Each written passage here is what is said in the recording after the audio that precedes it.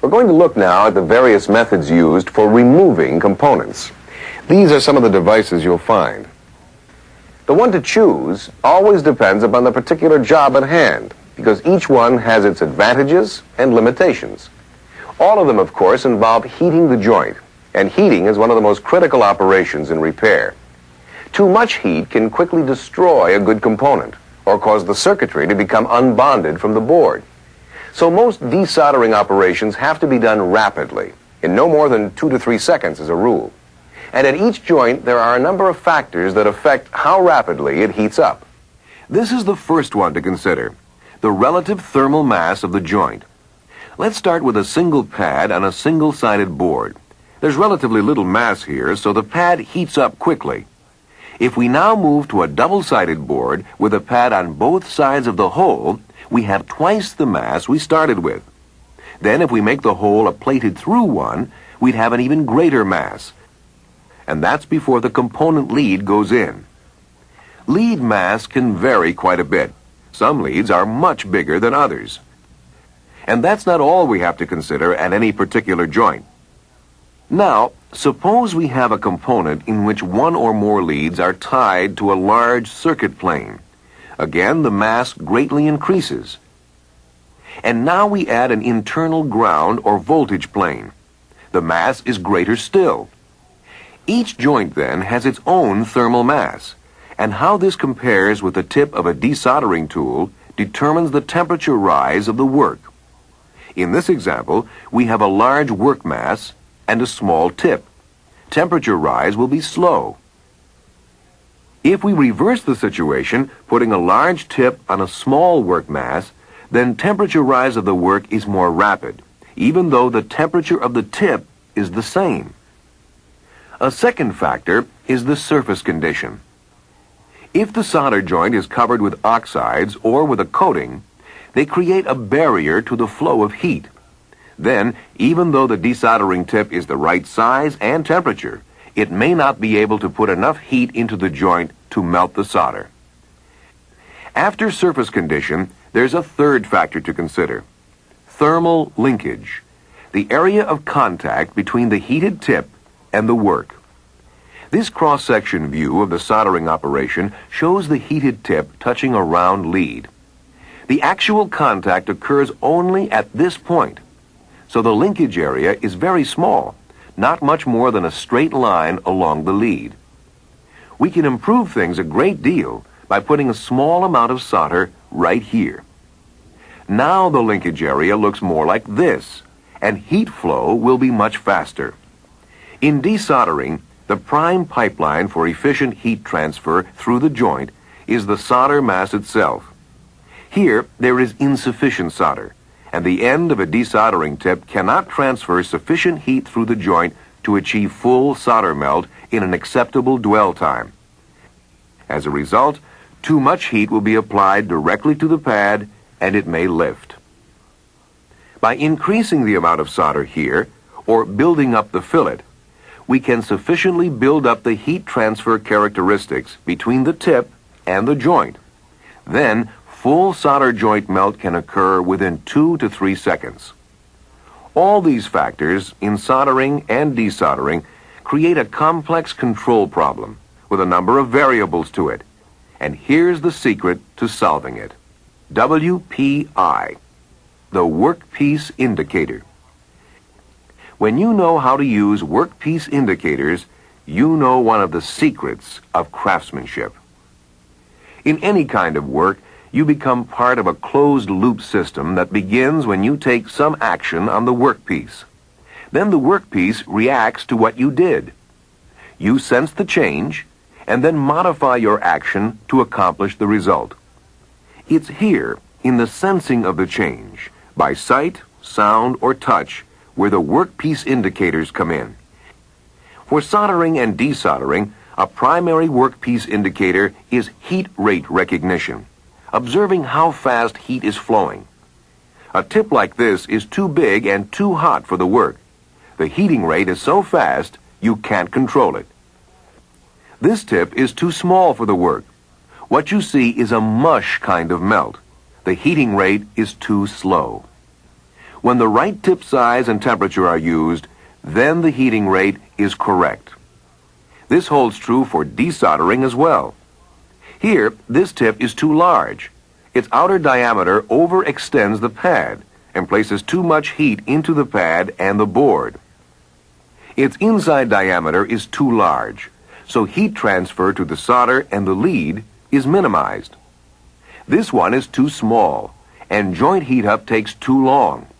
Also, the tip's inside diameter may fit too tightly over the lead, preventing adequate clearance for the solder to flow up through the tip. Heat rate recognition, then, is a primary workpiece indicator for desoldering. It makes a complicated problem of control very simple. Just watch and see how long it takes the solder to melt through at the joint. It should melt in no more than 2 to 3 seconds. If it takes any longer than that, you're increasing your chances of damaging the board. Board damage comes mainly from heat, but it's not only the heat that does it. It's heat combined with pressure. Let's look at a model of a circuit board and pad. When a hot iron tip is applied with a light touch, there's no damage. And it can be done repeatedly. But now if pressure is also applied, this is what happens on the surface. And the same thing occurs when you're using a desoldering tool. The reason why can be shown on a graph. As the materials are brought up to solder melt temperatures, 80% of the bond strength between pad and board may be lost. In practice, remember to use a light touch. No more pressure than you'd get from the weight of a pencil balanced on its point. Push down on it like this, and you may lose the pad. A general rule for preventing overheating during desoldering is to get in and out as fast as you can. That means using a desoldering tool with the right size tip, one that has enough heating capacity to melt the entire joint within 1 to 3 seconds. Now we'll look at each of the commonly used methods for removing solder joints. We'll note their advantages and disadvantages and see how well they do the job. They should be able to do 4 things. Completely remove the solder joint. Leave no residual solder or sweat joints. Limit the heat application to 3 seconds or less. Accomplish the task in a continuous operation. The methods we'll cover include heat and shake, wicking, vacuum pulse, heat and pull, and solder extraction. We'll see first how to use each method, and then determine the type of joint it's most suited to. We'll consider first a surface solder joint on a single-sided board with an unsupported hole. Then, a plated through hole joint in a double-sided board, and a plated through hole in a multi-layered board. We can characterize each of these joint types in terms of both their physical structure and the forces that come into play when we attempt to remove the solder. With structure, we'll keep in mind thickness and diameter of pad, hole diameter and length, type of hole, unsupported or plated through, lead to hole clearance, lead diameter, position of lead in the hole, relative thermal masses. The primary physical forces we'll consider are surface tension, capillarity, and gravity as they affect the molten solder. Surface tension is a force that exists on the surface of a liquid, and it occurs because the molecules around the edge are attracted toward the interior. This activity is what causes small droplets to always assume a spherical shape. Larger drops will take on a pear shape because of the additional effect of gravity on them. At a solder joint, when we heat the solder until it liquefies, we encounter this same surface tension force. It's a considerably stronger one than that of water and tends to hold the solder in place. Capillarity is the force that causes a liquid to rise within a tube, and the smaller the tube is, in diameter, the higher it will rise. A plated through hole is, in essence, a small diameter tube and draws up molten solder in the same way. The solder in the hole won't run out because the capillary force acting on it is stronger than the opposing force of gravity. Capillary action occurs because the molecules of molten solder are attracted to the walls of the hole with more force than they are attracted to each other. And since the surface tension across the top is relatively weak, the solder molecules move upward along the walls of the hole, deforming the surface as they go. Now let's look again at our three representative joints, and we'll see some major differences. This surface solder joint on a single-sided board has relatively low mass and a large lead-to-hole clearance. Since it's an unsupported hole, there's no capillary force holding the solder in the hole. While the joint's molten, the dominant force holding the solder in place is only surface tension, balancing the force of gravity. Our double-sided board with a plated-through hole is significantly different. First, there's a greater mass involved because of the plating in the hole. And then, when the hole is filled with molten solder, we have not only surface tension forces, but also capillary forces, which hold the solder in the hole. This capillary force is a much stronger one than the surface tension force. When we put a lead in, we have an even greater capillary force, because in effect, we've created a smaller diameter tube by reducing the volume within the hole. Now, let's look at the multi-layer board. Here, the masses and forces are greater still. The mass has increased because we not only have the plating of the hole, but also connections to several layers of internal circuitry, and it will require more heat to melt the solder. Also, the hole may be a longer one, with lots of surface area on which solder can adhere. The lead-to-hole clearance is usually much tighter, too, so the capillary force is even higher. The stronger this capillary is, the more force it's going to take to overcome it and remove the solder from the joint. Also, keep in mind that we're looking at only generalized conceptions of a joint. In the real world, the lead is usually not centered in the hole at all, but is touching the walls of the hole. Let's look at the typical situation we find with a dual inline pack, and note the position of the lead within the hole. If we saw it from this point of view, it would look like this. The lead is bent and touches the wall of the hole. You may be able to remove most of the solder fairly easily, but some of it remains, leaving you with one or more sweat joints, such as this one.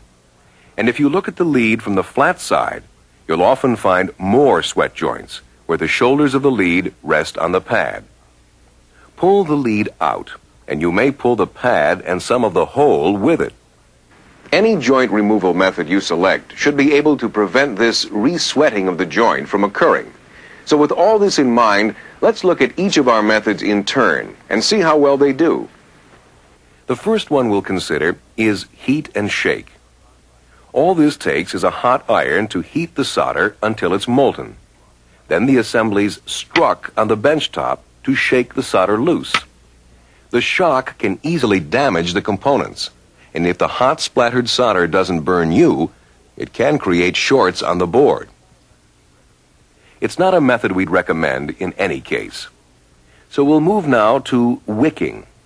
Wicking is a widely used method because all you need is a piece of braided copper wire that's been saturated with flux. It's put right on top of the solder joint. The heated iron tip is brought down on top of it. The combination of heat, molten solder, and the air spaces in the wick create a capillary that draws up the solder. A new end of fluxed braid is used each time it's applied, and you need to be careful and not push down hard with the iron. If you do, you may lift the pads.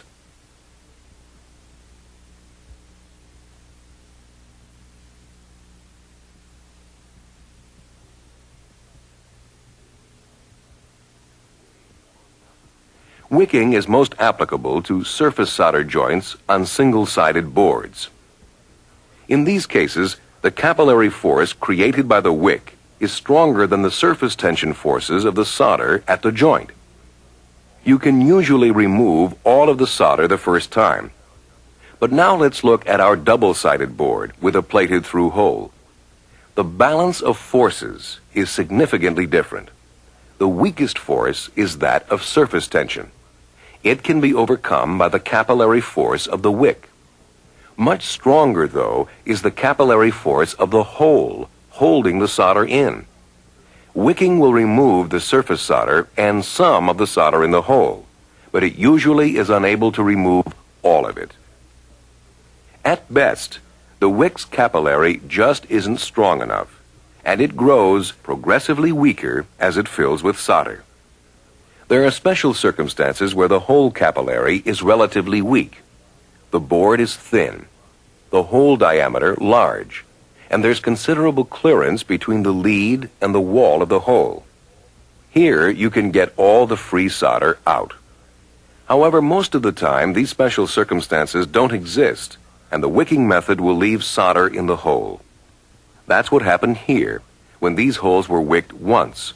And now if you reheat them for a second try, there's a good chance you'll lift the pads. When trying to wick from one side, you just won't be able to get it all out if the capillary of the hole is stronger than that of the wick. Wicking, then, is primarily suited for surface solder joints. You might be able to use it successfully on some plated-through holes, but only where complete removal can be accomplished in one heating, and where no joint resweat will occur. So we'll move now to a third method sometimes used, vacuum pulse. It's created either by a rubber squeeze bulb or some type of piston pump, which provides positive vacuum forces for overcoming the capillary force of a plated-through hole. Here, a squeeze bulb is being used to generate the pulse and draw molten solder up through its hollow tip. The technique is to first melt the joint, then quickly insert the tip into the hot solder and activate the pulse.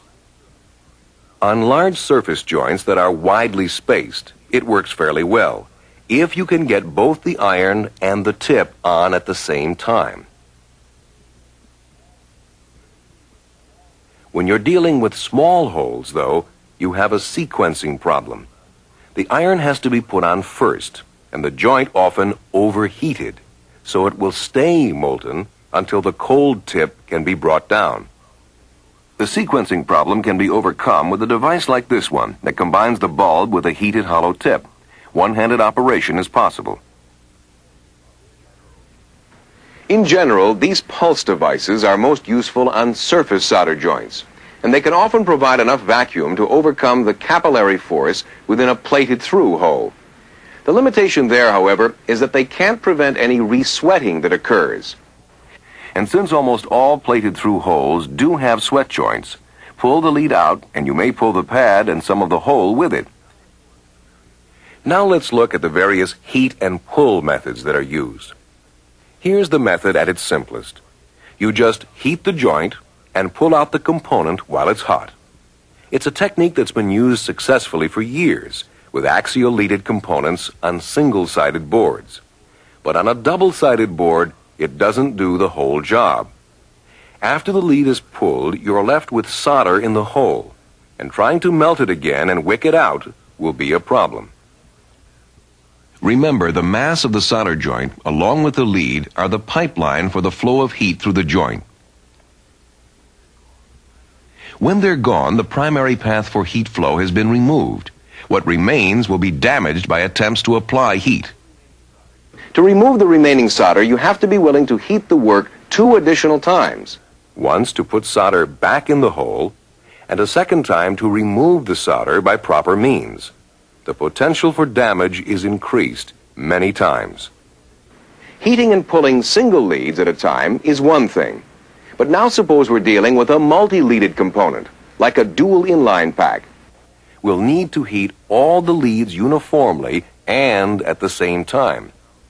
Pull the component out as soon as there's a complete melt, and then, since the holes still have solder in them, we'll have to clear all of them too. Various combinations of heating, pulling, and solder removal methods have been used. One method sometimes used incorporates a solder flow bath. It's designed to provide a directed flow of molten solder up against all the joints at the same time. Then the component is pulled. The solder flow bath does provide uniform heating of the joints. However, it leaves solder remaining in the holes.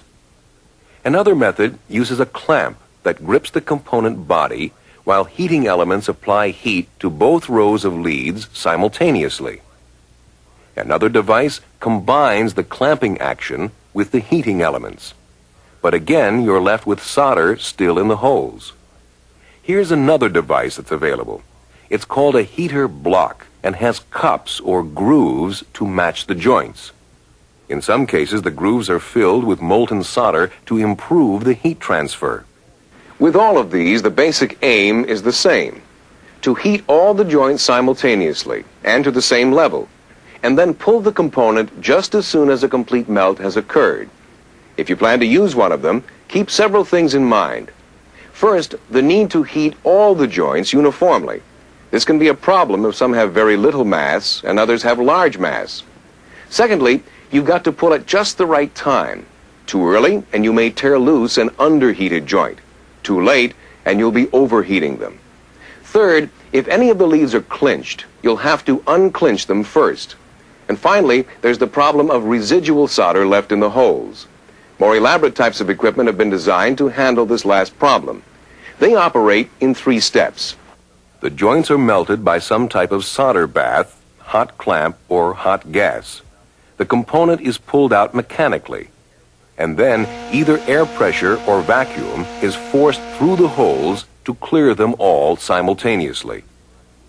In cases where a new component is to be put back into the board, there are other types of production equipment that operate in 4 steps. The joints are heated with molten solder, the old component removed, and replaced with a new one, and the joints resoldered. The resoldering is the main concern in this process. The solder bath needs to be cleared of any contamination from the original joints, and the fresh solder that's added shouldn't be kept too long at an elevated temperature. In general, all the heat and pull methods we've seen have their application, and also their limitations. So now let's move on to the last method we'll consider: solder extraction. Solder extraction devices use a combination of controlled heat and continuous vacuum. The vacuum is strong enough to overcome all the capillary forces in the joint, and after extracting the solder, the vacuum pulls cool air through the joint. The airflow cools the joint, and by keeping the lead moving during cool down, the operator can prevent any re-sweat from occurring. Solder extraction is applicable to almost any type of joint, and it's become a widely used method today. Because of its importance, we're going to devote the entire next lesson to it. See how the method works, and how to use it in removing various types of joints. You'll find a full presentation of what we've covered in your handbook, so we'll stop now. Your instructor will want to review the material with you, and in the notes section of the handbook, have you write in the particular specifications, standards, and practices of your organization. Then we'll move to our next lesson, solder extraction method.